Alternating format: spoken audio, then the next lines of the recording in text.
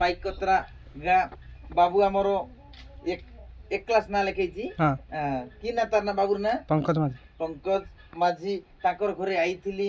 ବାବୁକୁ ଆମର ସ୍କୁଲ ନଉଛ କି ନଉନ? ନଉନ ନାଇକି କାହିଁକି ନଉନ? ସାଇକେଲ ନାହିଁ ସାଇକେଲ ନଥିବାରୁ ଆପଣଙ୍କର ପିଲାଟାକୁ ବାବୁ ସ୍କୁଲ ଯିବୁ କି ରେ? ବାବୁ ସ୍କୁଲ ଯିବା ପାଇଁ ମନ ଅଛି ବେଶୀ ତ ଏଇ ପାଖରେ ଗୋଟେ ସାଇକେଲ ଦେଖୁଛି।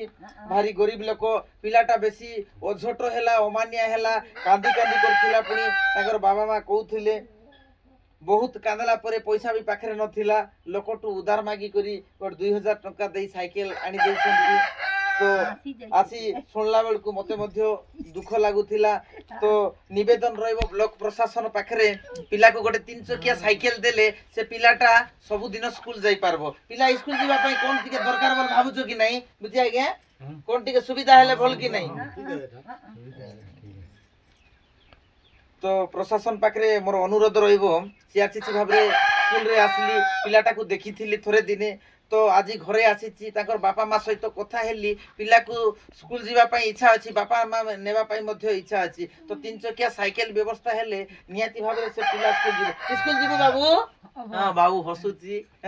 ବାପା ମା ମଧ୍ୟ ଆଗ୍ରହ ଅଛନ୍ତି। କଥା ହଉଥିଲି ଯେ ପିଲାକୁ ଟିକେ ଗୋଟେ 3 ଚକିଆ ସାଇକେଲ ମିଳିଲେ ସୁବିଧା ହବ।